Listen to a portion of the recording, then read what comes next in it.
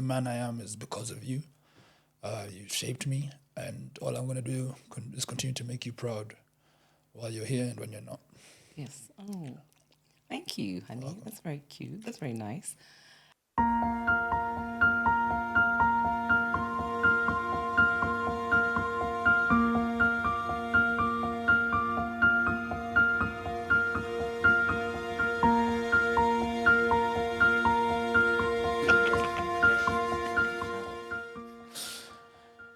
You want to go first? Would you like me to? Okay. Yeah, I'd love you to. So, Mom, there's this thing that happened, yeah? And so, like I was saying, there were two guys who came over and, yeah.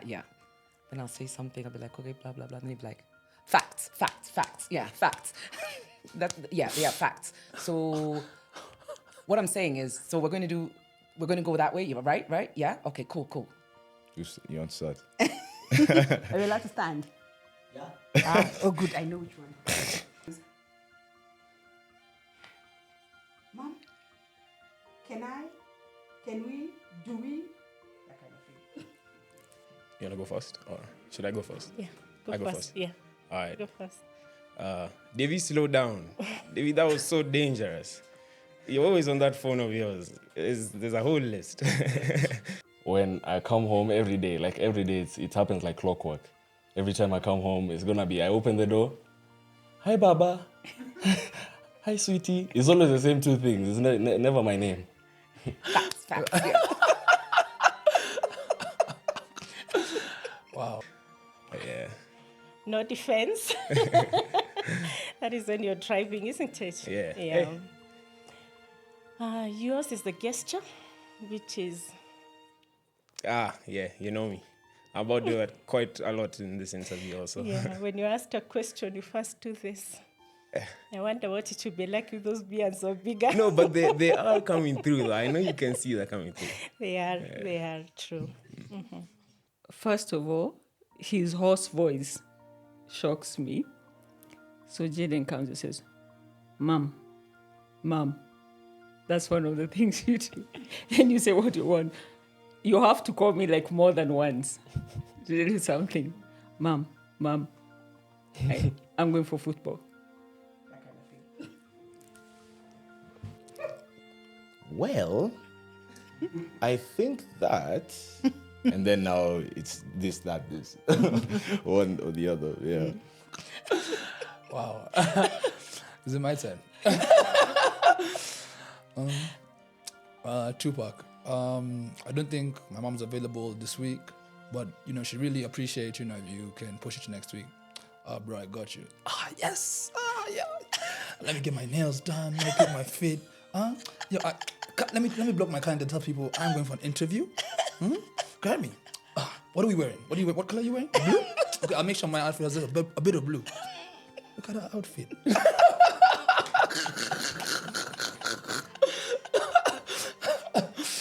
I don't think I have any more. No, I have one more.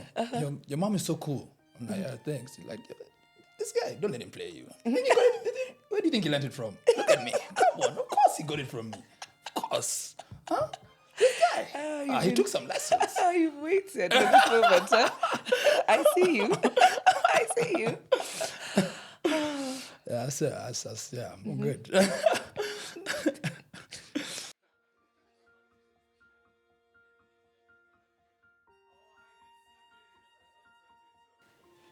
I think that's easy for me. He's disciplined. If there was something I could actually describe him as, is if discipline was a person, Jaden is disciplined. He is disciplined. He is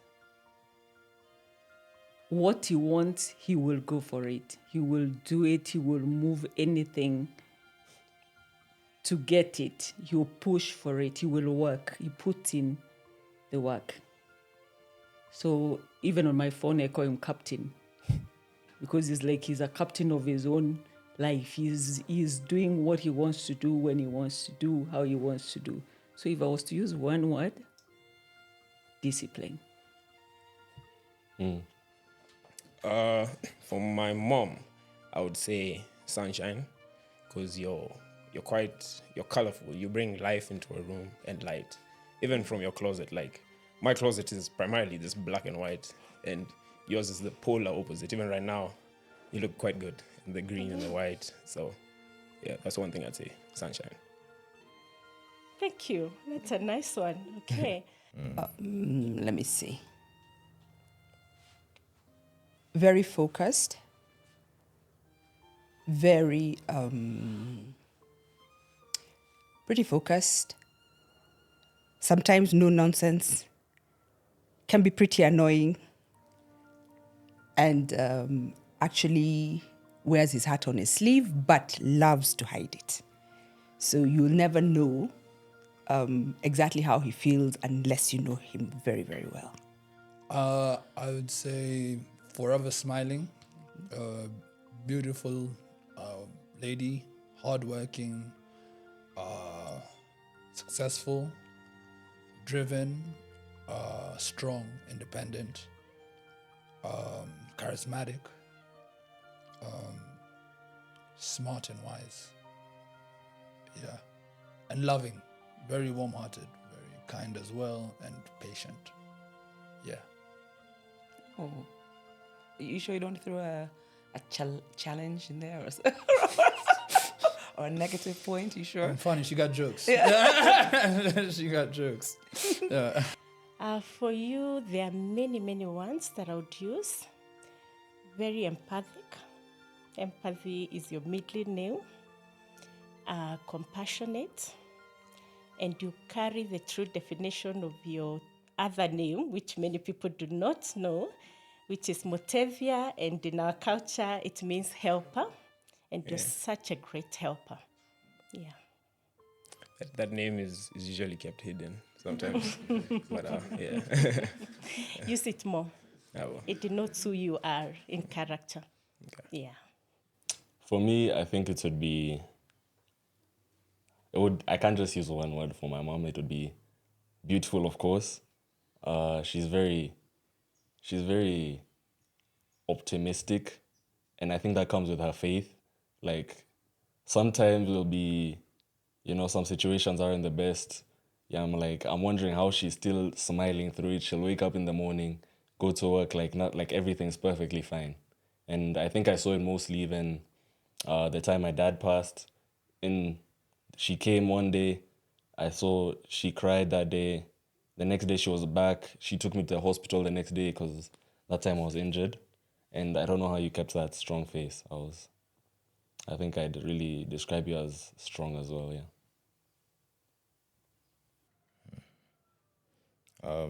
I'd say optimistic, extremely optimistic. A very faithful person who believes and wants to see the best in everything and everyone.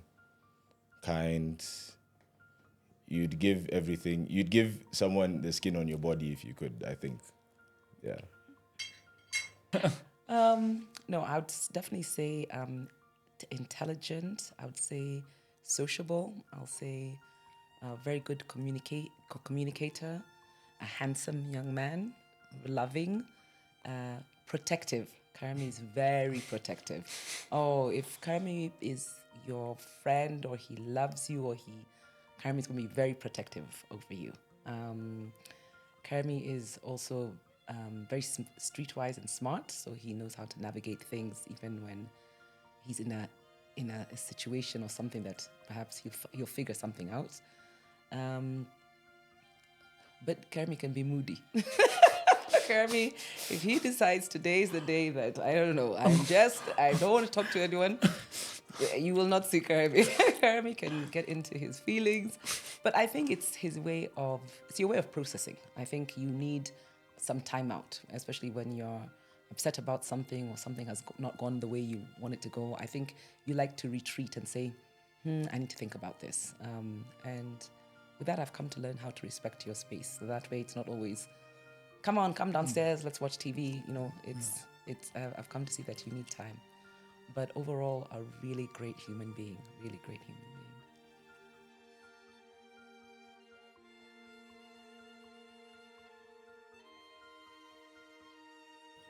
It's a difficult one. Yeah. It is, eh? Yeah. Um,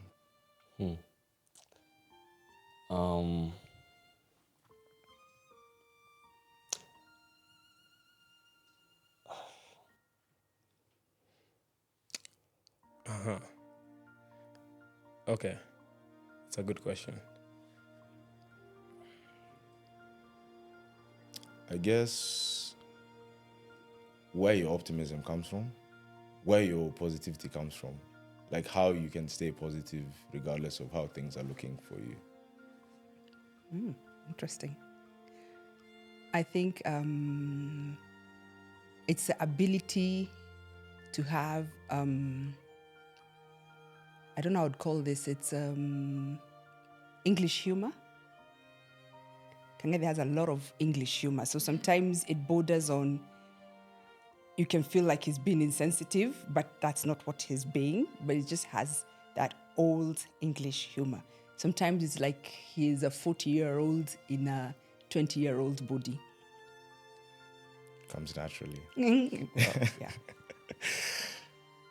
And the other thing is the banter with your sister. Sometimes it gets to me, I think, okay, are they being rude to each other?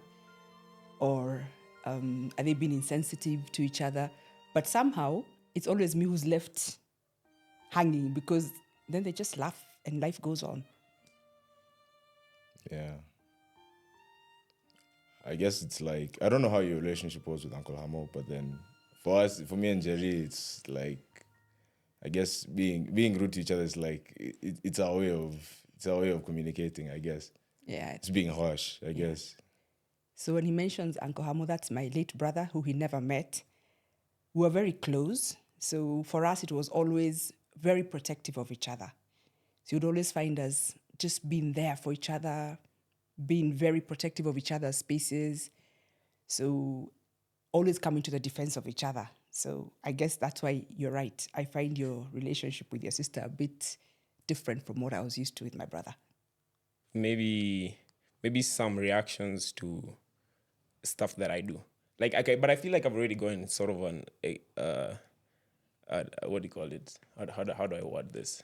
I feel like I've sort of gone idea, because being a psychologist, I tend to think that maybe you know more about how the human response is, like psychologically and all that. So when I think that you may be overthinking some stuff, I'm like, in my head, I'm like, it doesn't seem like it should be taken that deep, but like you end up being right. Like how maybe if I do a certain action and you look at it a bit too deep, I'm like, okay, why? And I used to wonder like why it goes that far. But I feel like with growing up, I've come to understand that, you know your stuff, you have more experience. And I guess it kind of, that's why it ties into also your responses to some stuff that I do. Do you want to be more specific? With giving That would examples, help, yes. that might be a bit hard being put on the spot, but yeah, I unfortunately I cannot give an example right now, but I will just I'll reiterate saying that it's just sometimes when I do something maybe in the house, like a small mistake, and I'm like, oh, it was kind of small, like we could move past it, maybe you tell me about it and I'll be like, oh, I'm sorry, or if it's not something to apologize about, we'll just move past it. But it will seem like it's a bit deeper, and I used to wonder like why that was the case. Even right now, maybe sometimes I do, but I don't know. I still I'd like to understand why sometimes you look deeper into things than I think they are. Yeah, that's the best way to phrase it, actually. Wow, I like that you're holding the mirror to me. Maybe what we can do going forward is bring it up when it's happening, so then we can talk about it when it's current, you see? Okay. Yeah, just bring it up. I appreciate the feedback. Yeah. Could be, maybe I'm treating you like a dissertation, too analytical. Whereas it should be simple, isn't it? Yeah, bring it up immediately, contextual, so that we can talk about it. I think I'd say I wish I could understand what keeps you going, what keeps you in the, in the sense that I'm gonna get this no matter what, because God told me. Like, so even when the odds are against you, when it looks like your plan isn't going, I want to know what keeps you going, just so I can implement that in my own life. I think, when you're raising a child, and I think especially a boy from a mother's perspective, you're very clear that there's some things that perhaps even conversations you won't have or things you won't know about. Like, will I be, I'm not the one to tell him how to talk to a girl. I'm not going to be the one who tells him, how to shave his beard and things like that. So you already know that there are pockets that are like out of bounds. So you're left, whatever you're left with, and this is a mother's son, because of course you have to respect boundaries, is you want to then feel, then everything else, I want to know 100%. I want to know everything about this human being. For me, I think the one area about what really gives you joy, what passion. I know you do have it, but perhaps maybe I haven't well understood it. And I think that's what I'd love to know. What really brings you joy and happiness? And from a social point of view to a professional point of view, what really gives you that feeling of when you wake up in the morning, you're like, this is what I want to do, So I think that's the part I'm trying to get to understand. And I know that having finished, your undergrad and finished your master's, I know you're getting into, even thinking about it yourself, but that's the part, like what you really dream about, that I'd really love to understand a bit more. I feel the other areas, like I said, I can't say there's no one person who knows another person 100%, but those areas, I think we've covered them. But what really drives you and those passions, I would love to understand a lot more. What would I like to know? Sometimes you want to Jaden's head open, and then you watch inside, what is he thinking about this very moment? Because I think in his mind, there's a certain way he's structured. There's a certain way he's thinking things should run. He doesn't want that way distorted. So I would like to know, what are you thinking? What is in your mind about certain things? Yeah, I guess.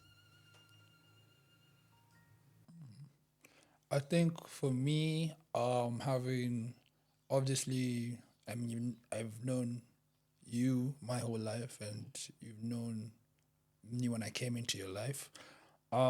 Is first of all the sacrifices you've made for me to even be where I'm at currently. I know I wouldn't even be able to understand half of it, but I appreciate all of them. And so now that I'm 27 years of age, a young man, your firstborn is still to understand how I can support you still. As I'm, getting older and I'm now in a place where I have my own career, is how I can still be a significant man in your life, and still be your son at the same time. I would like to know how I can support you. If it's even, doesn't have to be, obviously not career-wise, but, if it's just even someone to talk to, or, pushing you to the dreams that you still have or goals you want to reach, how can I be part of being there for you? I would like to understand that, yeah. Interesting, yeah.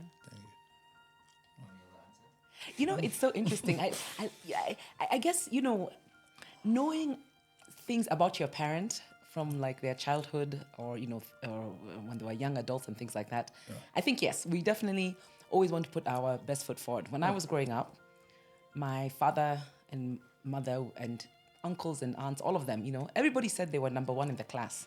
So I used to wonder, who was number two? Was there number three? Everyone was number one in the class. Yeah. And of course, you always want to put your best, put your best foot forward, or even not badly lie every now and then, just because you want to show your child, this is what I want you to work towards. Leave alone the other negative parts or things I didn't do too well. I want to show you only my good side. Yeah. And I think it's natural. I think it is. It's like when you go for an interview, and you're asked, what are your strengths and what are your weaknesses? And someone says, my weakness is my, my attention to detail. It's like, wow. Yeah. You're like, okay, Thanks. so, I mean, yeah. So I think parenting is the same thing, What's your weakness? My love for you, Someone's like, I don't have a weakness. So I think it takes time. I think I look at my relationship with my mother, especially. It took time as I got older, when I got into my 30s, especially. I felt like she started telling me stories, because at this point she felt, okay, this person is, she's finished, she's professionally stable, she's mentally and emotionally stable, she's raising her own family. Now I can tell her a few stories about myself and, how I used to be in high school and loved to, hang out with this person and things like that. So I think it takes time. I think we do come out and give you our little stories, but we want to make sure, I guess we're giving them to you at a time that you're not going to use them to be like, oh, if my mother said she once smoked a cigarette, now I'm going to smoke a cigarette. We don't want to tell you those stories. Things, And I think it's hard for parents to be vulnerable with their children. Yeah, 100%. But I think now, of course, different times, different Yeah. ages, I think there's nothing Maturity wrong in level. showing some of that vulnerability, because it also makes us look more human. Yeah. And then you get A big, better understanding. exactly. Of, Yeah. 100%. Yeah, what today I want to understand about you, there are a couple of things. Maybe one would be how you manage it so last minute. You have months to do something, you talk about it until almost the 11th hour. Though you still do it well, okay? You still do it well. But I think we've talked about it, and I keep wondering what's happening. Why the procrastinating? Let me use that word. Yeah. Another thing that I would love to understand, and this is a beautiful one, is how you hold space for so many people and still remain strong. Because I've seen you do that from childhood, not only now as a young adult. You've done this from way back. You're there in difficult times and you still hold it together and you're strong. When I use the word strong, I usually use the quotes, okay? Yeah. It's admirable, and I believe that's the really deep empathy part of you. And no wonder the conversations we had about what you needed to do to pursue for your career, though we still respect what it is that you choose for yourself. I'm sure somewhere along the way you connect them. Yeah. You're very good at holding space for people and still keeping it together for yourself, which is good. Thank you. Yeah. Thank you. When I think, do I have to reply to that one? I'd like you to answer the one for the holding space. Holding space. Man, I'm gonna be real. I don't even know how I do it. I feel like, in all honesty, it's just, I like helping people, and just making things a bit easier for the people around me, especially the people that I care about. And in doing so, it also helps me. I guess because one, the irony of it is that people tend to share with me, but I'm quite enclosed. So it's like I get to help them, but even though they do want to help me most of the time, if not all the time, I tend to be enclosed, so I keep things internal. And I guess in terms of helping people, especially with my friends, some of my friends, I come to find that sometimes we have the same problems. So while I'm giving them advice, I'm kind of also implementing it into my life. So I guess that's probably why it doesn't seem why it seems a bit easier for me, because what I'm telling them, it's not easy, and I don't do it all the time, but I tend to also do it to myself, for myself rather. And I get that from now you. When I get advice from you, it's kind of from you to me to my friends, then from my friends' feedback back to me, see, maybe they did this way. So if this is what happened, maybe for myself, I can make a little tweak here to see how it will work out for me. So it's kind of you're the main source of help and guidance, as well as with that. And when it comes to me, I'm able to also help my friends or the people around me when it comes to advice, that is. and getting back feedback from how it worked for them is now what I can also implement into my life. So as much as I may not share as much with other people, I guess just seeing the effects of what certain what certain reactions from certain actions from other people do, I kind of just now implement it into my life and, just see how it goes. But yeah.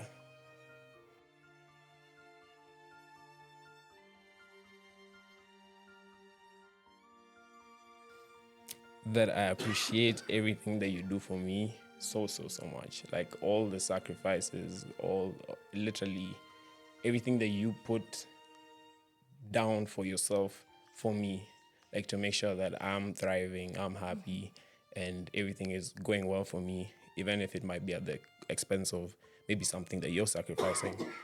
Like I see all of that, and I am so grateful for everything. Yeah. Thank you. Thank you. What would I want you to know? And I hope none of us is leaving soon. We've got a lot of business to complete. Amen. Yes. I would want you to know that you're loved, deeply, deeply loved. You are appreciated, that I believe in you, and I believe there is so much greatness. You've achieved a lot at the tender age that you're in. There is so much more ahead of you. And I know if you keep up with the same spirit and the fear of God that you have, you will accomplish a lot and you continue to be an impact to your generation. So please know that you're loved, you're believed in, and we have confidence that you make this world a better place. Oh, I said we, I and your dad. I think that's why I said we are your parents. Yeah. Yes, yeah. Thank you. I think I'd want my mom to know how much I appreciate her and everything she does, and how much I love her as well. That everything she does is seen and it's not taken for granted. Everything small. When she buys us shopping, when she buys us food, when she buys, everything small. Like one day I'll complain about a small thing. I'll be in the house, I just walk, I'm like, oh, we have no bread. The next day I'll see 3 loaves of bread in the kitchen. That's the type of woman my mom is. And I want her to know that I really appreciate and I see her.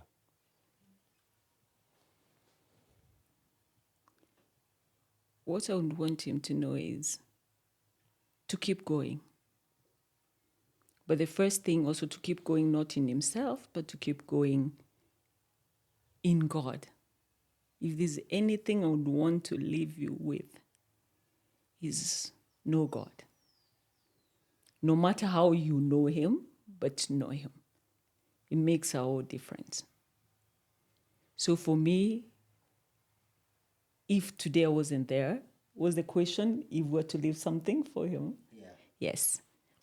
I will leave you. If you know God, he'll give you direction in everything you want. Mm-hmm.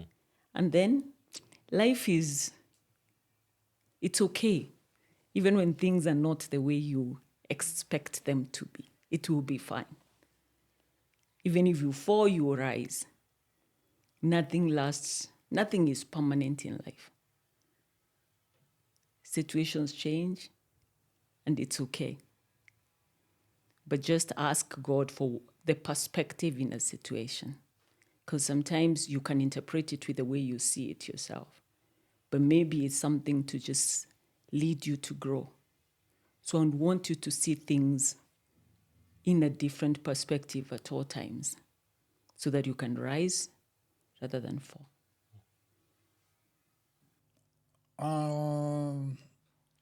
If you were to leave this earth tomorrow, I'd at least want you to know that you did an amazing job being the mother that you were.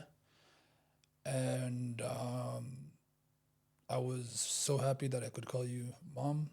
I was so happy for all the lessons you taught me, whether in the moment I didn't necessarily take them, but I still just want you to know I took all of them on board at some point, and that the man I am is because of you. You shaped me, and all I'm going to do is continue to make you proud while you're here and when you're not. Yes. Oh. Thank you, honey. That's very cute. That's very nice. I guess you never think about those things. You know, sometimes they sound like very Daunting. morbid questions, you know? So you're like, you don't even, you know. I think I'd want you to know how loved you are, or, you know, and how many places that love comes from. It doesn't come just from me, and it comes from many other people, and that you are a very loved human being, and that you are a great human being, and that you've touched many lives in many positive ways, and you should always remember that. I think one of the things that I would wish that you would always know is that mistakes happen. We all make mistakes, and you know that's part of life. But you should always think about the positive things, the positive things you've done, the positive things you want to do. Focus on that more, because like I said, mistakes will happen. You'll always have challenges. You'll always fall flat on your, you know, your butt sometimes even head first. But don't focus on those areas. Those areas are moments that you learn. But that shouldn't define you. You shouldn't have a moment in your life you've done something wrong, and then all of a sudden you define yourself by that moment. No, that's not how life is supposed to be. And you should never allow people to then define you by that moment. So it's like, you know, when we're in school and you're the student who, you know, when you're younger, you know, let's say in your preschool, you're the student who accidentally, you know, peed on your pants. And then you carry that forever, for the rest of the time you're in school, and because people have defined you as that. And then you start to define yourself like that. And I always say, no, you have to learn to let that go, so that that does not define you. That was a moment in time, that was a mistake or a challenge, whatever you use, but that's not the person that you are. And I think that's what I'd love you to know, that you're loved, that it's actually your good points that define you, not your bad points, that you have really impacted even my life in such a positive way, and that even of your younger brother and your father and people around you, your grandparents, and you've been a joy to have. You really have. And we'd be sad. I just want you to know we'd be very sad. You know, if the thought of you not being here makes me really sad. And just remember that you really are a child of God. For me, I would want Kangede to know that I have a lot of trust in him, a lot of belief in him, and to know that I've always wished him the best, and also that he can make it. All he has to do is start, and the rest will follow. There is that strong confidence that he has, and I want him to know that I know that when he sets out to do something, he will accomplish it.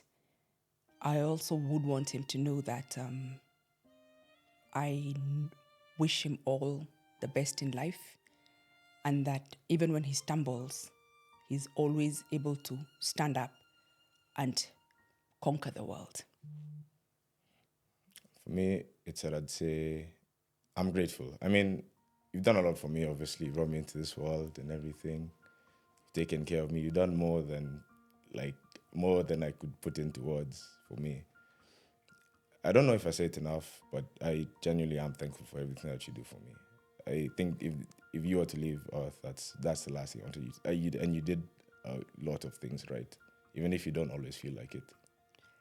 Well, that's good to know, because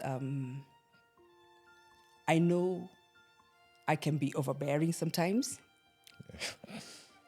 But one thing I know you and your sister know is that how deeply I love both of you.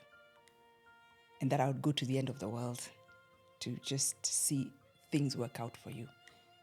There's also the other side that I'm always trying to protect you. So sometimes I feel like I need to let go a bit. But yeah, I'll always have your back. And I'd always want you to know that I had your back no matter what. I feel like you do. I constantly feel like you do. Thank you.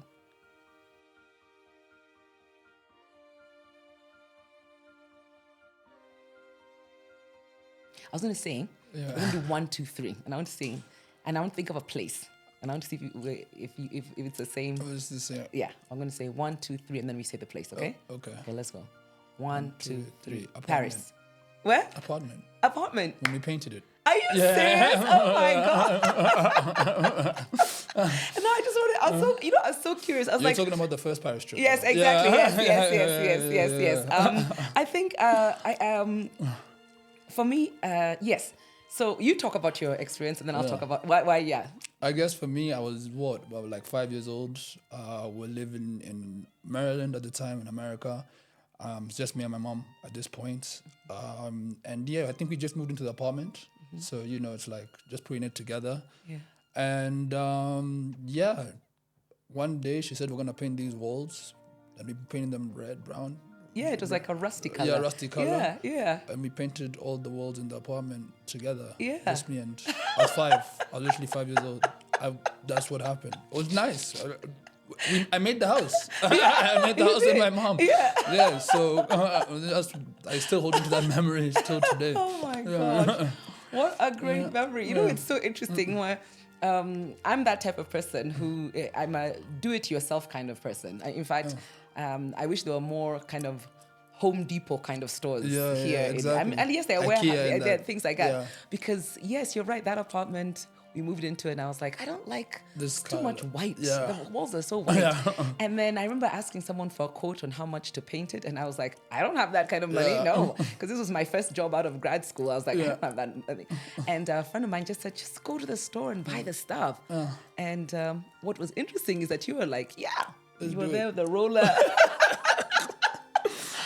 Some places making a mess, and I was like, okay, but it was fun. That was fun, great. yeah. Oh gosh, I'm so happy you thought about that.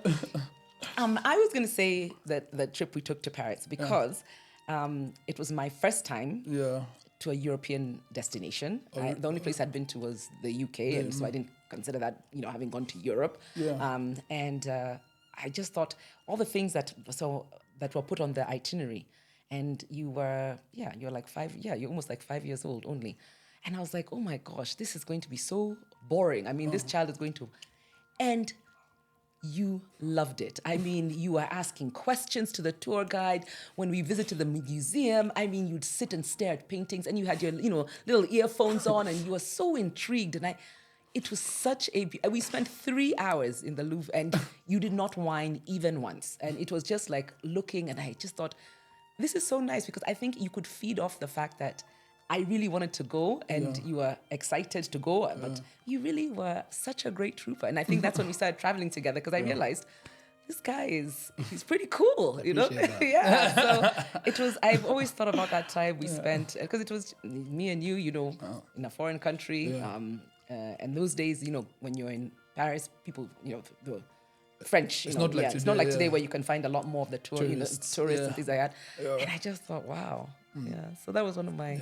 That friendship was nice. It was a great moment. But I have to say, there's also one other time that I really, oh my gosh, you really touched warmed my heart.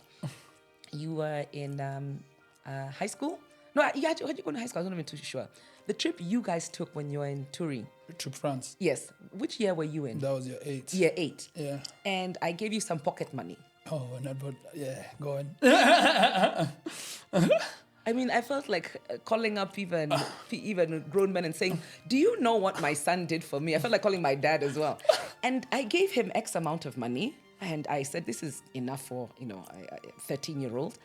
And you used almost 80% of it to buy a gift for me. I mean, it was so touching. Say what the gift was. It was so cute. He bought me these earrings, these silver earrings with a chain and a pendant. And it was proper sterling silver. So for him, he spent most of his pocket money. And they said, I love you, I love you, I love you, all of them. And I still have them still today. They were one of the gifts that I just treasure. But I thought, because you came back and you said, I didn't have enough money to buy anything else. And I was like, oh my gosh, you didn't have to use all your money on this. And you're like, no, I really did. Yeah. That's why that was so sweet. I think I brought that in FIFA and I was calm. Nothing else.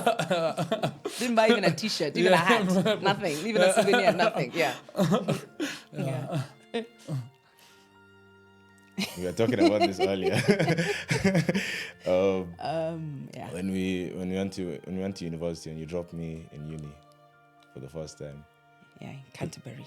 Because it's like we had a holiday for a bit, just me and you. Yeah. That was interesting. We got on the wrong bus Yeah. to campus. And we were walking around with bags of shopping. Yeah, I walked like 20, 30 minutes with bags of shopping because we Yeah. took the wrong bus. And it was a lot of shopping, like the first grocery haul, a few things. Also arguing about which train to take, and I know I was right, and I was right. Yes, you were right. Yeah, and trying to find a place to eat a proper home-cooked meal, which we never found. We ended up finding Nando's. Yeah. That's the closest we came to a home-cooked meal. And and also discovering that Kang'ethe knew the things that we used to clean the bathroom at home. So he was there in the supermarket, and he said, "But Mom, we haven't bought that one for cleaning the walls.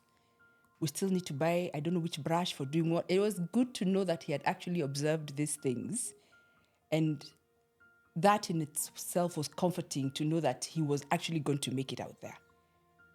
It was not going to be hard for him to have a clean room, to have a clean dorm. But best of all was also knowing that he'll be able to cook for himself. He was not going to starve. Yeah. Cooking got easier over time. But then starting was the hardest part. Yeah. When discovering that he, much as we were used to calling him Kang'ethe, somehow I was always taken aback because he kept introducing himself as Michael. And I was like, okay, wait a minute. When did this happen? And learning that it's because he hated people mispronouncing both his names, Kang'ethe, Warohio. So it was, just call me Michael. Yeah. Greatest memory, I think, would be when she dropped me off to school for the first time in England. And it was like, in my mind, as while I'm going, I'm like, man, I know everything. I know everything. Like, I know more than, like, I'm thinking in my mind, I know more than about. When you get there, you realize, like, if my mom wasn't here, I don't know where I'd be. And when you got there, it was really a good experience when she came to my school and dropped me off.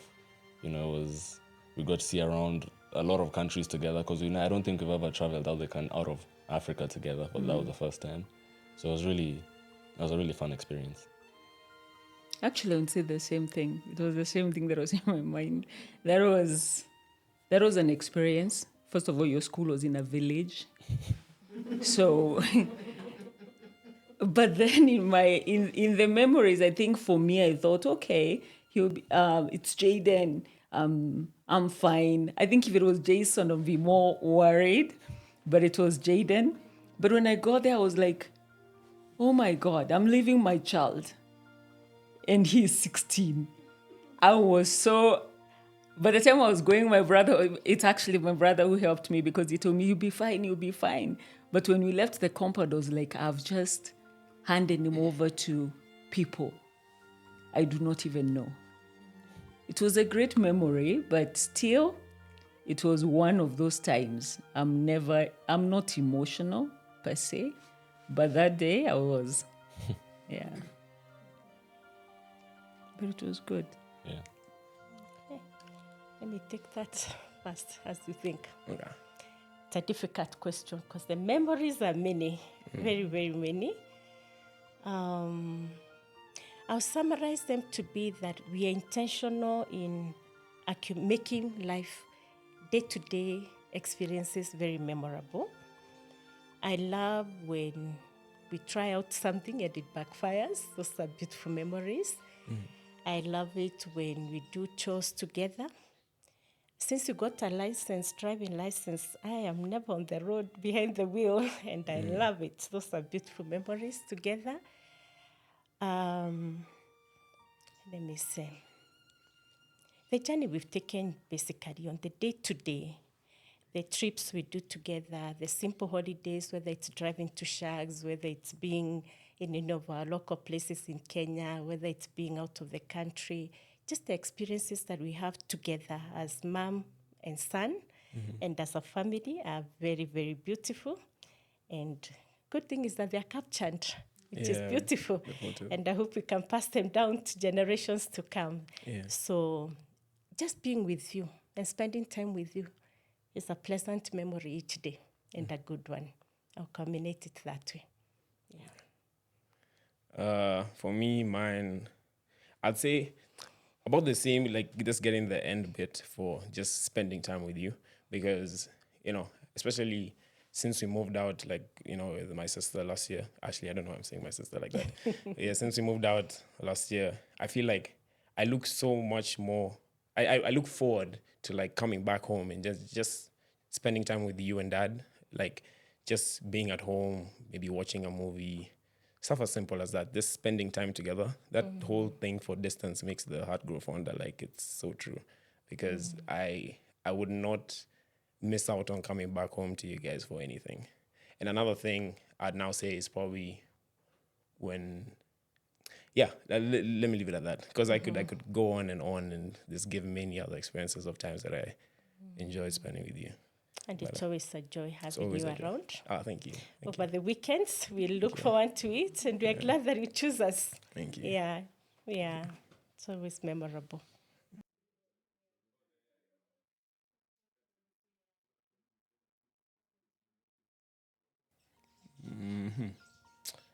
I'm gonna take it back to when I broke my leg. I feel like I got that baby type of love. You don't feel that love like past being a toddler, and where you're attending to the baby's needs and everything. Like I feel like when you grow up, it's like you have to casa sometimes. Like I know that you love me and all that, but like there's some stuff that I have to do for myself. But like when I broke my leg, from the time that I was taken to the hospital to when they put me on sedatives to sleep and waiting for me to wake up so they could start working on my leg, like the whole time you're just there with me. And I really appreciated that love. Even from outside the hospital, like when you would always be, there to make sure I've eaten, make sure I'm comfortable, if I needed help moving around the house. Like I feel like you sacrificed a lot of your time, even though you had like a busy schedule, to just make sure that I was comfortable and that my healing process was smooth. And I'm so grateful for that. I felt loved and cared for, like the way you'd feel like a baby. Yeah. Wow, that was 10 years ago. Yeah. That was 10 years ago. Wow, what a journey that was. Do you remember what it was like going up the staircase? Especially the first time learning how to use those crutches. It was a long thing, but you helped through it, so I'm very That's a grateful good for that. memory. I'm glad that you did appreciate and feel loved. For me, I'd say it was recent in my graduation. For my graduation, I was, in my mind, I was like, okay, none of my family is coming. I'm gonna be graduation, and I'd accepted that. Then, like one day before the graduation, I'm in my room in school. I'm packing up. I'm getting ready to leave, and I just get a photo from my brother. And it was just them on a plane saying, "Oh, we got flights last minute. We're on our way." I was like, "What?" I was like, "How is this even possible?" And then I just learned that my mom fought to get their visas on time just to get here. And when they got there, even though they didn't make it to the graduation, it still showed me how much she really cared about me. That she was willing to, just even if she had a chance to be there 1 minute, she was willing to do it.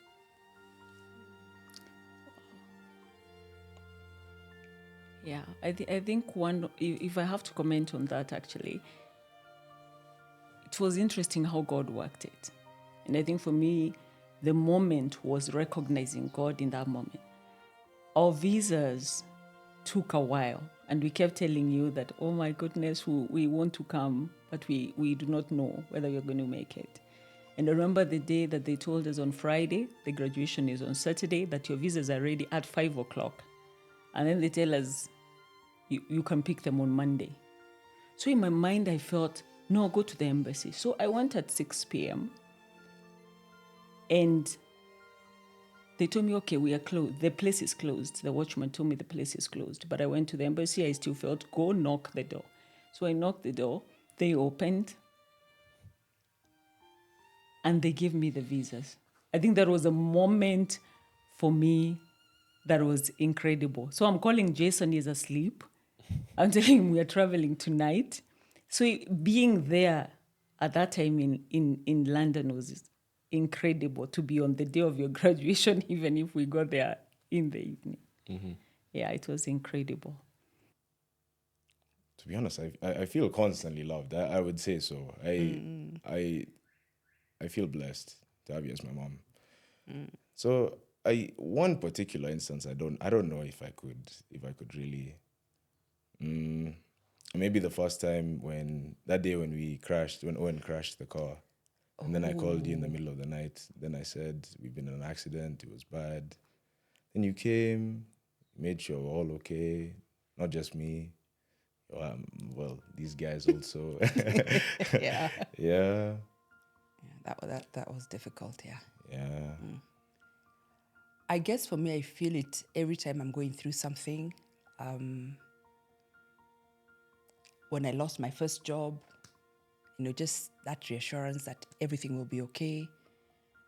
Even when I'm not too sure how things will turn out, always that reassurance that you give me. And the thing is, you speak it out. You actually say it to my face that, Mom, don't worry, it'll be fine. You'll be okay. So those moments are not just one-off, they're constant and they mean a lot, because sometimes as parents, we're trying to hold things up, but it's always good to hear that they're appreciated and that it's going to be okay. It's going to be fine. You asked, What's a moment yeah, he made you feel truly loved? all the time. I think for me, one of the things that I can say about my sons is sometimes I wonder if I had daughters, would I feel this? Would I be getting the same love? I thank God every day, because if I can't pick a moment, every time I see them, when some parents sometimes are telling me, oh, my children are grown now, we don't say I love you. He tells me I love you at all times, whether I'm leaving the house, I am going to bed. So it's all the time. You actually make me feel loved at all times. And leading with since you were young. Yeah. But is there like a particular moment That I felt that you felt like, yeah, this is the one? Extra loved. the extra love on my birthday when you were in the UK and Jason waits for me because I was out, waits until midnight to give me a gift. And you guys bought me, I love that watch and flowers. I think at that moment at midnight, I was in awe. So yeah, at that moment I felt extremely loved. And many other times that you have actually given me. Yeah.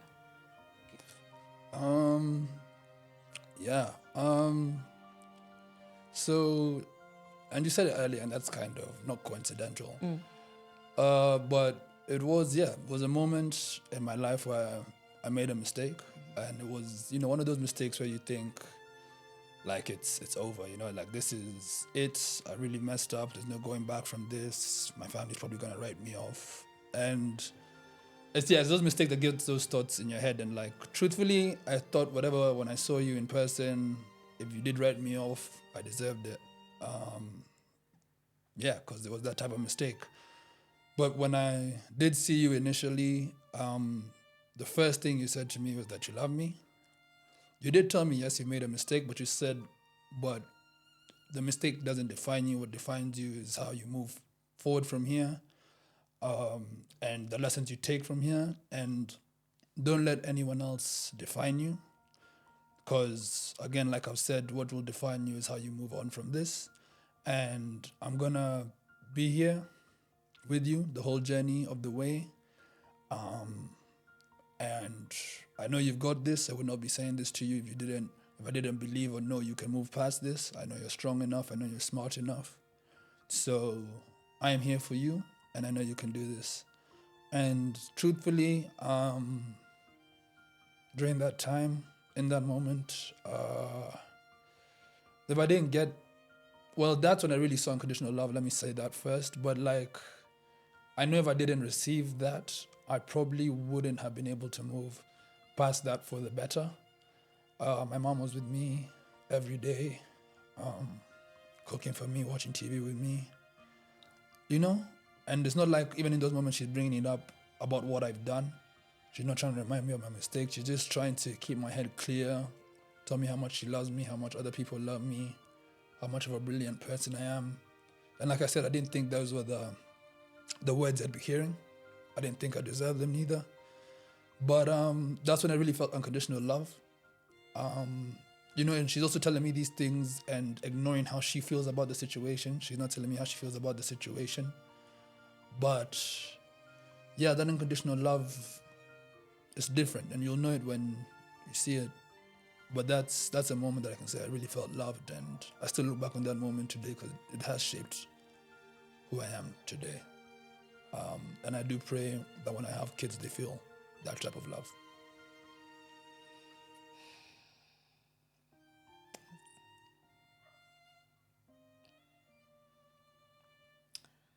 Thank you, honey. Thank you so much. You're welcome. It's the moments like this that when people are watching this, they're wondering, why aren't they crying? I'm not crying on this camera. But I want to put, it's not that the tears are not there. It's just that I don't feel the sadness anymore because I've seen you come from so far. I feel more joy. So I remember the moment. It makes me feel a kind of way, but it disappears so quickly because you've done so well. You've done well to be where you are, seated here this beautiful afternoon, doing this podcast, and you're here.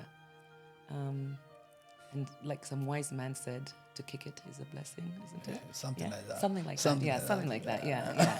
So it is. It's true, and I think that's what we forget sometimes.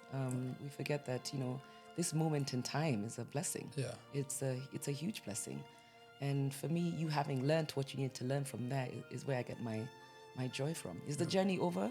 No, that's why it's called a journey. Yeah, life is a journey. Yeah. It's not a destination. 100%. So every single day we keep just plowing through it. We need to tell ourselves and give ourselves a pat on the back and say, I'm still plowing. That's what makes it great. 100%. Yeah. Sorry, what was the question? So, because I know I have to... What's a moment he made you feel truly loved? Truly loved. I mean, of course, when you hold your child in your arms for the first moment, of course, you can't help but there's a love that, I don't know. I don't know how to explain it. I think there are some types of love that you can't put in words. It's like, the love you have for God and God the way he loves us, there are no words. I think it's the same way when you look at your child for the first time, there's a love and a feeling of being so proud because remember, you're the first person to make me a mother. Your brother came later, so you're the first person to give me that title of mom. Yeah. So Mama Karimi, so that's how I became Mama Karimi. So I felt proud because I entered a new group of people called mothers. And of course, I felt proud about that. And it's you who made that possible. All the milestones you've gone through, of course, have made me proud. But I think one moment that, stands out is I remember you giving a speech. And we had gone to, I forget which hotel it was, for my 40th birthday. And I won't say how many years ago that was. You started to talk and you paused. And you just said, Mom, I'm so proud of you and I love you. It was such an honest, and that's when I was just like, wow, did I do all this? Is this human being here? And I'm not saying it's only just because of me, but I felt so proud that you were able to stand there and talk very openly. And all the moments that you've been able to hold your ground, have made me extremely proud. I think one of the times that I've felt really, really, when I say really loved by you is this past Christmas, the gift you gave me, because you put so much thought into it. It's a book that he bought me called I think something, the journey of I can't remember the title, but the whole idea is looking for happiness. And I felt so loved because I think you could tell that was a season of mine that I was also going through my own little, emotional, roller coaster. There was a lot going on. And you went, picked this book and said, Mom, this is the book for you. And I read it and it just gave me so much happiness. And I felt so loved then because it was like, you get me, you can see, you see me, and you can see that, maybe that's what I need is a book that teaches me more about every day how you get a bit more happiness. And I felt really loved in that moment. I also know you need your time. You want to sit somewhere and just take your time. Just take my time and read that book. It was lovely. Thank you. Got you. For you, I mean, if you look at my WhatsApp messages, there's more of love hearts than the written ones, You say I love you at the end of every conversation as we chat, before going to sleep, good night, Mom, I love you. It's clear you do love me, and I feel loved many, many times in a day by you. The small gift when you travel, when you go out, when you see something nice. It's like I'm somewhere at the back of your mind throughout, Always. Even that wardrobe you're talking about, you've contributed to a number of items there. So thank you. Scarves, chains, handbags. Thank you. You've loved me many times. The most recent that really, really touched me was when last year I shared that I wanted to celebrate my 50th birthday with my parents up country this year in May.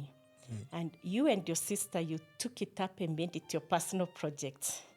And so what I ended up having was such a fantastic, intimate, lovely celebration. Thank you for all the thoughts.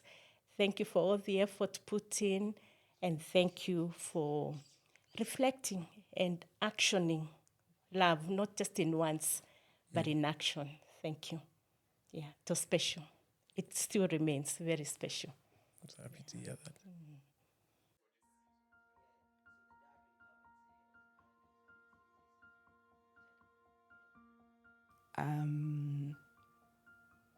I think this is something he probably has picked up from the way his dad treats me. But I also think that, above all, women have a free mind. And the one thing that's really, really is important to a woman is to know that you understand them and you love them for who they are. Respect their opinions, even when you disagree with them. Speak always from a place of reassurance. Speak to them with a lot of dignity. Realize that they have feelings as well. Sometimes we take it for granted that they are nurturers, but sometimes it's a difficult job to do. So always meet them at the point of need with a lot of respect, a lot of understanding, just reassurance, even when women appear strong. And most of the time in this new world order, we are always trying to appear very, very strong. It is important to realize that sometimes you still need that gentle persuasion, the gentle hand, and to always know that there's someone out, the person who is with you is truly with you, not just in the presence of physical presence, but also emotionally, spiritually, and above all, to understand when the person needs their space, not because you've done anything wrong, because sometimes you also need a breather. So when you find someone saying, just give me a moment, just be open to giving them that moment, and also be opening to listening when someone's discussing whatever they're going through. It could be emotional, it could be spiritual, it could be financial. Just listening without criticism. That builds stronger bonds, and you're able to understand the other person better and grow with them in the journey of life. Love is no words. To me, I would like him to know, listen, listen, listen, listen. Listen to someone when they're speaking. Do not sweep things under the rug and hope that they will vanish. Listen, address things. It helps in the long run. Respect women. If you've decided to be with somebody, or even other women that you meet elsewhere, always respect women.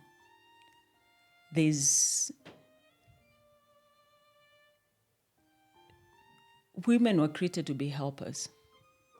So even when you bring people who are close to you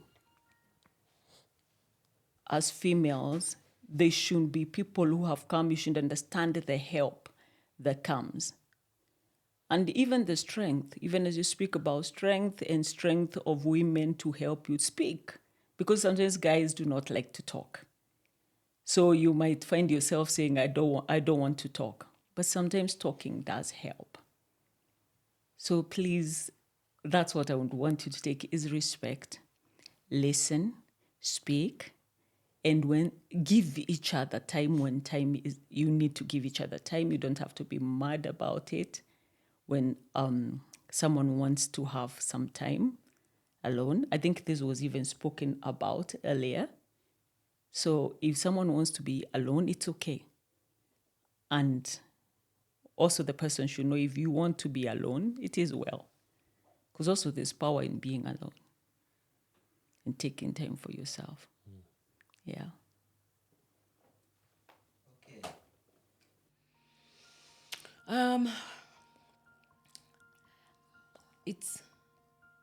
I feel like it's not that complicated. I think you shouldn't think about it if you make it too complex, then you get lost in the details. Yeah. Women love to be treated with kindness and respect. The minute you remove kindness and respect, if you raise your voice, if you put yourself in a kind of, stand that shows I'm trying to dominate, if you start looking even like you're going to be aggressive, a woman shuts down. She immediately says, I'll shut down. And for good reason. 1,000 years ago, before work, and I'm just saying these work as we see it today, yes, men were bigger and stronger, isn't it? And women, we depended. So yes, if a man became aggressive, of course a woman would immediately say, hey, let me just, So, but things have changed. So we don't need, or not need, sorry, that's not the word I was looking for. We don't respect that anymore. I think about the Colosseum and, the fact that, the guy who kills all the lions was, that's the guy. That's the guy to know, isn't it? Yeah. Nowadays, the biggest guy in the room is not the guy to know. It's the kindest, the guy who's intelligent. I won't talk about money because some people will be like, what about the one who's the richest? No, I'm talking about real, honest characteristics. Yeah. And women love kindness and respect. Yeah. Talk to a woman with kindness and respect, and you'd be so surprised that she will respond better. She will be more genuine in her response. Yeah. And that's how it is. And I think what we as mothers or as society should teach our boys more is, you don't have to wait for your first girlfriend to learn how to treat a woman with respect and kindness. You do it with your own mother. You do it with your aunties. You do it with your cousins who are females. You do it with your grandmother. You do it even with your nanny. Yeah. You learn to treat women with kindness and respect from an early age. You don't have to wait. People think, when I get my girlfriend, this, that. No. If you haven't been treating these people with kindness and respect, I can guarantee you will not treat your first girlfriend or your wife with kindness and respect. That teaching comes at an early age and showing you, and I hope I've done the best I could in terms of showing you how to treat women with kindness and respect. So that, yes, the day that you do decide to start your own beautiful home with your beautiful wife, you won't have to even remember that. It's second nature. You don't have to actually tell yourself, I should teach her with kindness and respect. No, it should just come honestly from you. Yeah. That's a nice one. Yes, because you can only learn about women from a woman.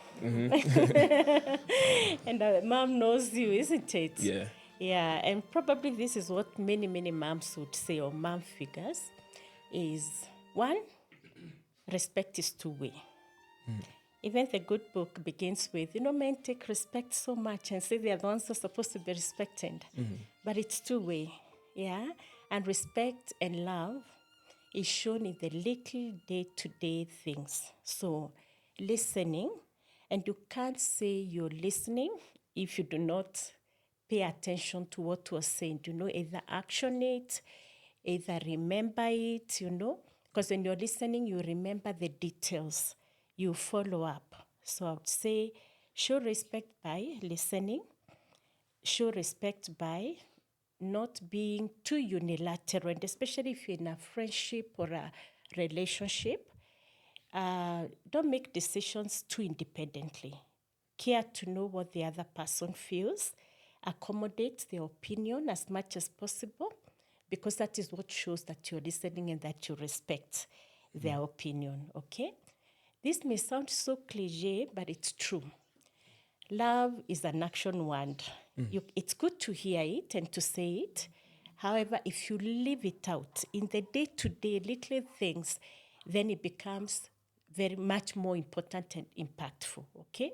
So love by word and love by action. In the little things, which again communicates the bigger thing called respect.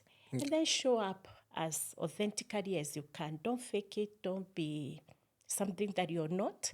Show up as you, because you have strengths, you have weaknesses. Show up as you. That is how you get to blend together as two people who are showing up, not fake, but real.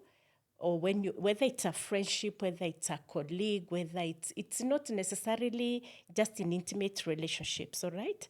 It's anybody you're interacting with who is of the female gender. They will not know if you're faking it or mirroring who they are. Be you. Be authentic. Yeah. Okay. Thank you. Thank you.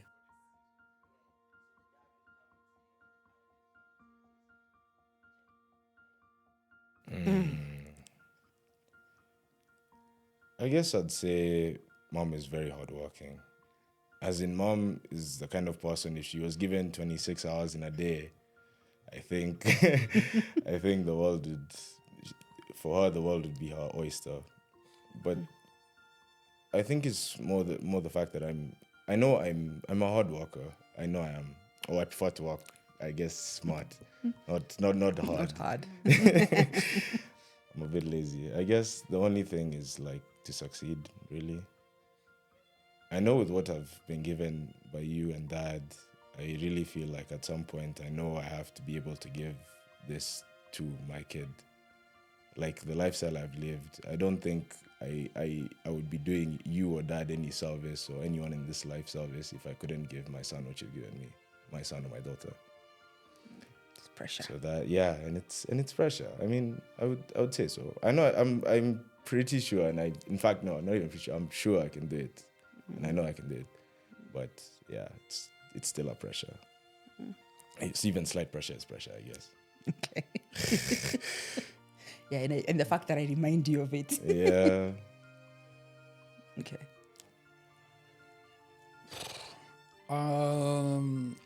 Yeah, I mean, okay, let me start with Mom, you are the strongest woman I know. And to me, I really look up to that. I really admire that. I've admired that since a young boy, and I admire that till now. The resolve you have, the patience you have to still even keep pushing and keep, redefining your own goals. I can't really understand it, but I know I look up to it. So one of my pressures would be to replicate that, because then it gives me room for no excuses to not succeed. You had me at 22. You're working for the World Bank at 27. Own apartment at that time. I was going to school. I'm 27. I don't have that. I don't have any of that.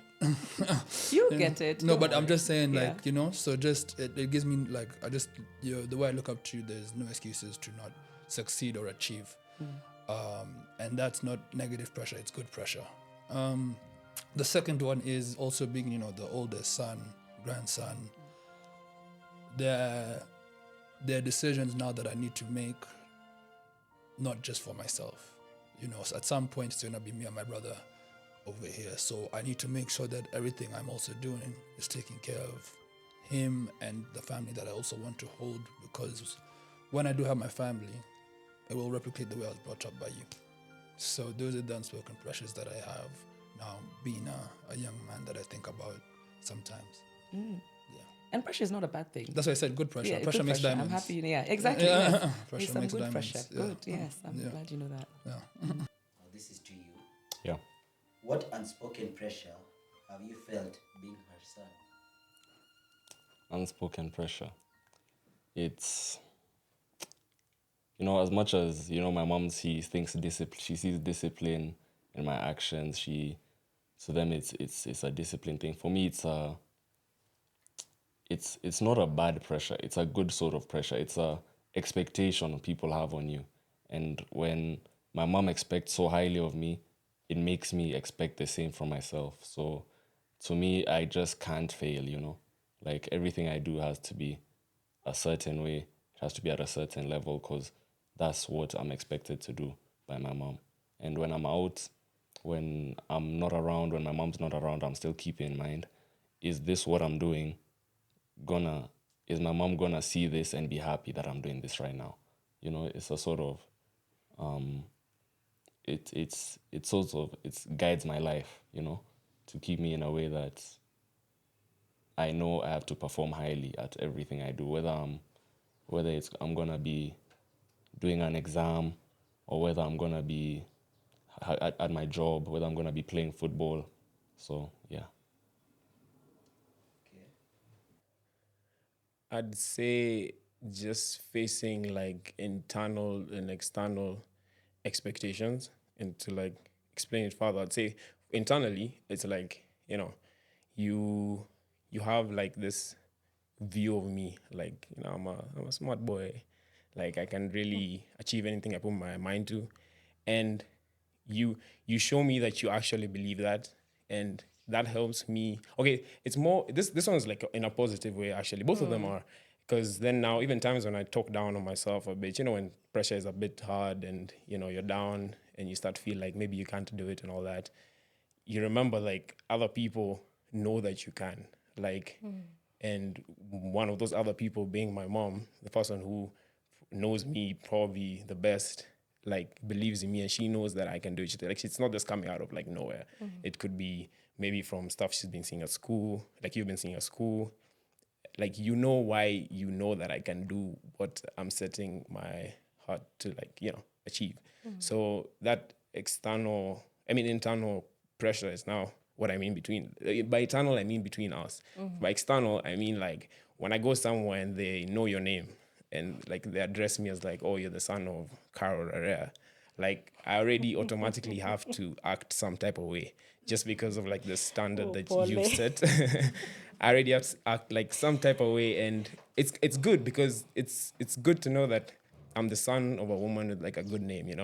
So like it means that I have to live up to the good name that you've already set out there, and it's a good thing. Like, I take it as, yeah, there's a bit of pressure because I'm like, okay, now I can't make mistakes and all that, but at the same time, it's like I'm proud. Like, I'm proud I'm the son of Carol.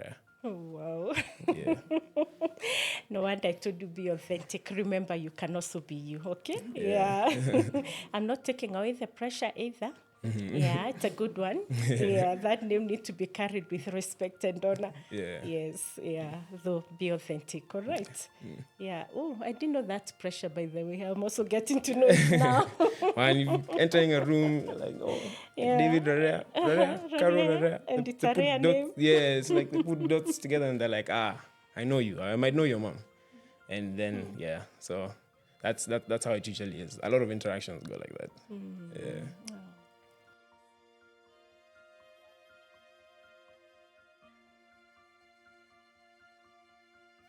I think parenting styles are different and children are different. But for me, it's the fact that we have a very open relationship. We've made it easy for him to come to me with whatever problem he might have, whichever concerns he might have, whatever fears he might have, and we talk about everything. Not just the usual school stuff, but also about life. I've had questions asked about marriage, about children, about just about everything and anything under the sun. I think the fact that they know, or both he and his sister, but even he knows that no matter what, the good, the bad, and the ugly, you can come to me. So I think that has worked. Being able to sit down and listen, being able to goof around together, explore, get upset with each other, find our equilibrium. Yeah. That helps, because all relationships have their ups and downs. But I think the ups should be more than the downs in any given circumstance. But the ability to just know that he can come to me and I can go to him. So even when I'm disappointed in something he has done, it's not something we sweep under the carpet.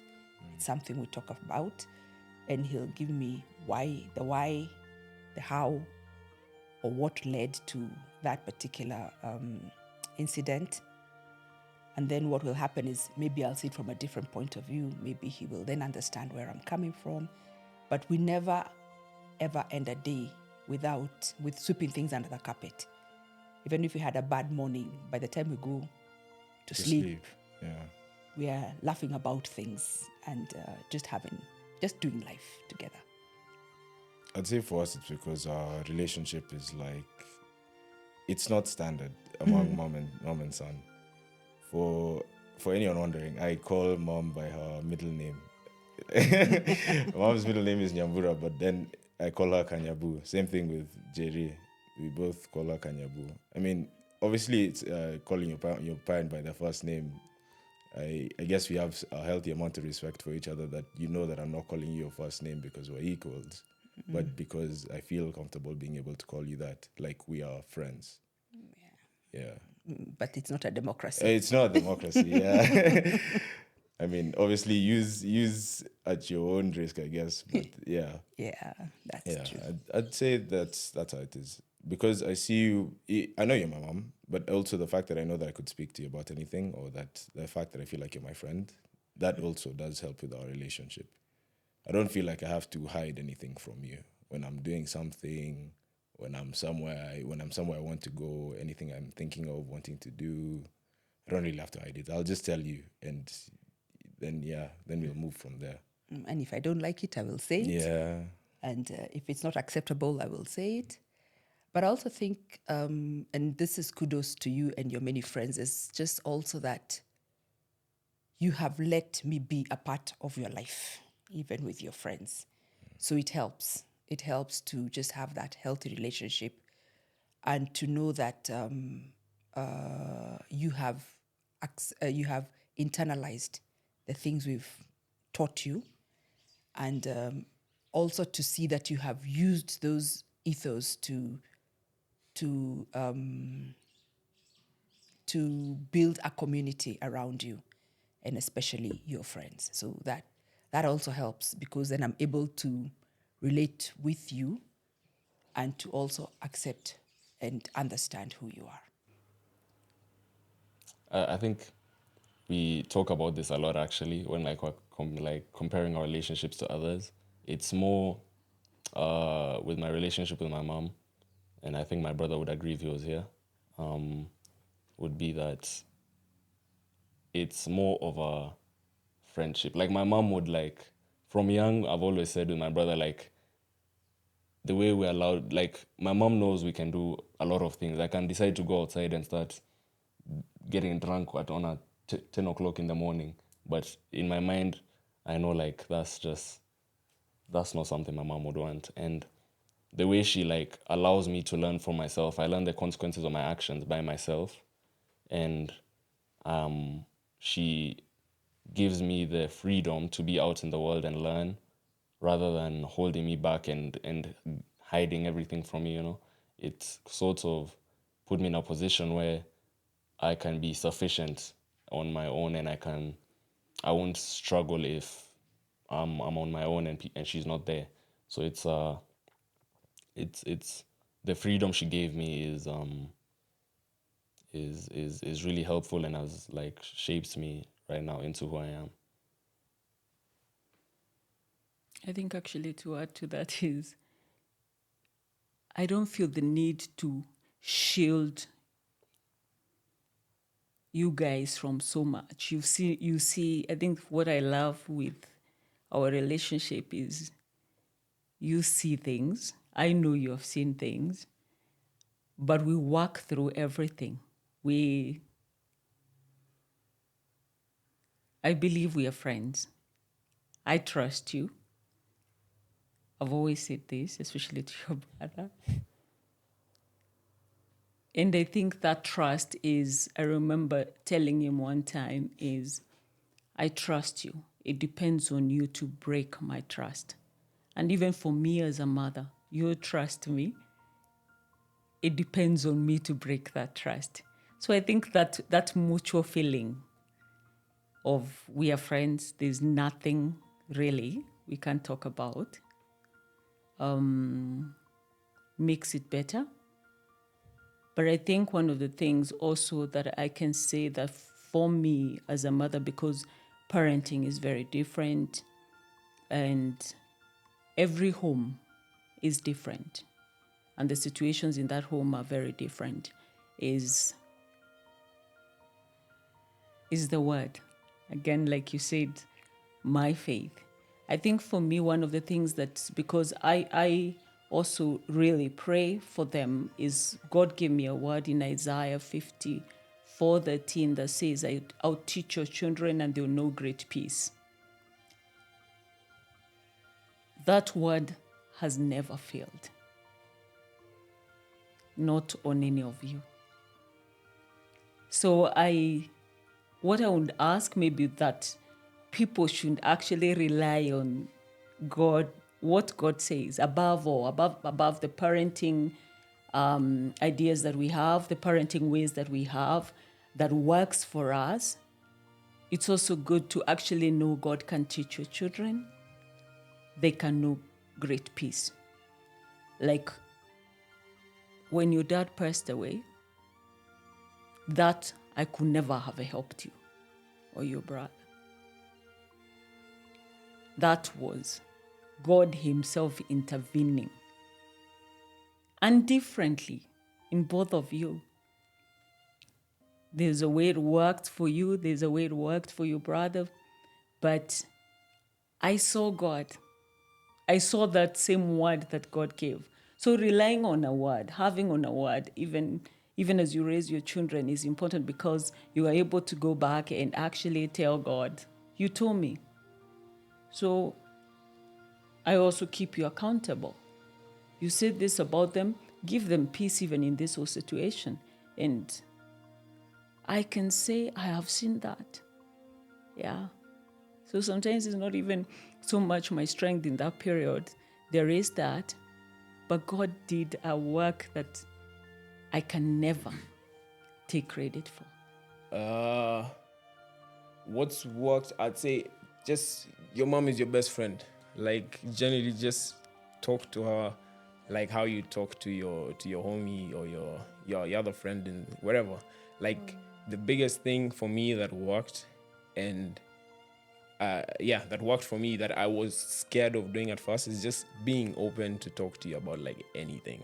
Like last year, we had a bit of a situation where I felt like I couldn't really talk to anyone else about. But when I called you and we talked about it on the phone, at first I was scared. I was like, hey, I don't know how this could go. But like you offered me really good advice, really good support. And like it made me even wonder, like the other times why was I scared, Like, and from there it kind of opened up a doorway where now I'm so comfortable with talking to you. So like an advice that I'd give to all the other sons and mothers out there is just be open, man. Like talk, put it all out there. you can't really control your mother's reaction, but she loves you. And at the end of the day, she'll always want the best for you. So she'll guide you. You might not get it in the way that you want sometimes. Like maybe people are scared of opening up to their parents or rather their mom because they feel like their reaction would, not be the best. But you have to overcome that fear, because that's the first step to actually building a deeper connection with your parents. So yeah, she's your best friend, man. You're my best friend. Just talk. Man. Wow. Yeah, I really appreciate what you did last year and being able to come through with that conversation, because I know it didn't only impact you, it impacted other people close to you. And it wasn't an easy one, though I'm very happy that you could be able to do what it is that you did, okay? And bring it on the table. For me, what would I recommend to... What would be my... The question is, what has worked in our relationship that I would recommend to other mom-son relationships? I would echo the same thing, friendship. We have a title, which is "You are my son and I am your mother." But it's not every mother and son, that's what I'm calling the title, that have a friendship. And friendship is what builds the relationship. So because of that, then we are able to see each other as friends, and friends love, friends care, friends wrong each other, friends apologize, friends don't always show up the right way, sometimes. And I feel that is what we have. I can be me, you can be yourself. Yes, I am your mother, you are my son. However, at the end of the day, it's not the titles, it's the relationship that we have where there's a friendship. And so because of that, I care, and I know you care very deeply. And even when we are hard on each other, which sometimes we really are, at the end of the day, we'll still come together because you are my friend. You're my son, and you're my friend. Yeah. And I'm very well pleased with you. Oh, yes. Thank you. That's actually true. Like a way to look at it is like your mom is that friend that you can't lose. Because sometimes you're like you're scared of doing something to a friend, maybe in the fear of like losing them completely. But like I feel like because you birthed me, like I don't know what wrong I could do for you to disown me. Like not that I'm plotting anything, but like I don't know what wrong I could possibly do. Yeah. So it's like that you're that one friend that I'll never lose. That's true. Yeah. Correct. Yeah. And you'll always be my son. Exactly. Yeah. Even if you say no, I have unmommed you, you can't. DNA you carry. Biologically, it's impossible. Yes, yeah. Though we don't want to lean on the biological bit, we want to be more on the relational bit. Yeah. Friendship. I think first of all, as we sit here, Karimi and I mean, please, we're not a perfect mother-son. I don't even believe in anything called perfect mother-son relationship. There's no relationship that's perfect. And I don't think that I wake up any day thinking, I'm trying to be the perfect mother. No, I think be the mother that you are meant to be. If you're a sociable mother who loves fun and things like that, be that mother. If you're the one who is, very, stern, be the mother you're supposed to be. I think if you try and fit into the shoes of being a super mom, I think sometimes that creates a lot of pressure that is unnecessary. And that's me speaking to other mothers. But one of the things I am very happy about our relationship, and I would tell this to many other mothers and sons, is never have a defeatist attitude. Never throw your hands in the air and say, this is too much. I can't do this. There's no such thing. This is a relationship that goes I believe even after we leave this earth, it will still be there. Yeah. Never feel that this day has come and I'm tired. No. Just know there'll be some good days, there'll be some bad days, there'll be some very, very bad days. Yeah. But as long as you're willing to work at it and say, there's never going to be a day that this wonderful human being will stop being my son or I will stop being your mother. That day will never come, whether we're talking to each other or not. It'll never come. So because it'll never come, then let's work at this. Yeah. Let's take everything that happens, good or bad, let's try and make the best of the good, and even the bad, what can we do different? So for me, I would say, I like the fact that Karimi and I, despite all the roller coaster, we have never given up. We've never thrown our hands in the air and said, I'm tired. Yeah. And Karimi says, I'm packing my bags, I'm going to live with Shosho, or I'm like, or I'm kicking him out. No. I told Karimi this. I said, it doesn't matter what you do. I can come home and find the kitchen has burnt to the ground. If you're waiting for me to be like, get out of here, I was like, I'm not going to say that. I think I'd leave before you go. Yeah, exactly. I'm like, because I'm not defeated. That is not going to defeat me. Yeah, you're going to be my son, and I'm going to be your mother, and we're going to continue this until you give me beautiful grandchildren. Yeah, and even then, you'll still be my son. Yeah. I would say for us, what works really well is the fact that we're open and transparent with each other, and we have an understanding with each other. But I think that understanding is, again, like I mentioned earlier in the interview, there was a point in time we were just us two, in America, living together. So, this is someone that even without, necessarily speaking, I can read her body language.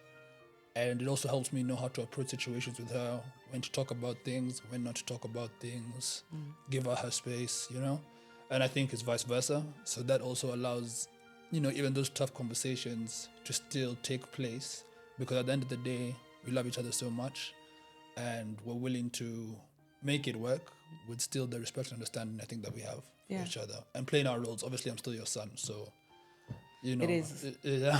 It is what it is. It is what it is. Yeah. But I'd like to add something, and perhaps this is now speaking to the wider audience. Is also remember there are tools and resources out there that when you are trying to make a relationship work, and I think they are.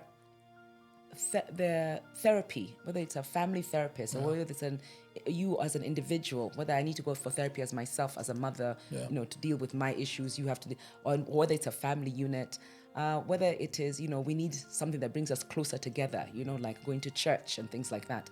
I think there are other things that you can do beyond just us trying. I feel like there are a lot of support structures out there, family and friends, but I do really believe that we should also learn to have open conversations about therapy, and at a point where you say, I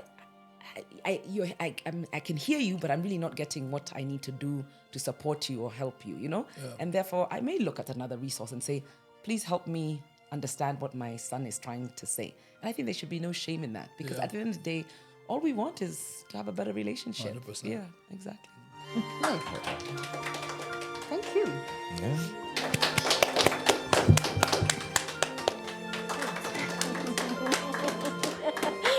Wow.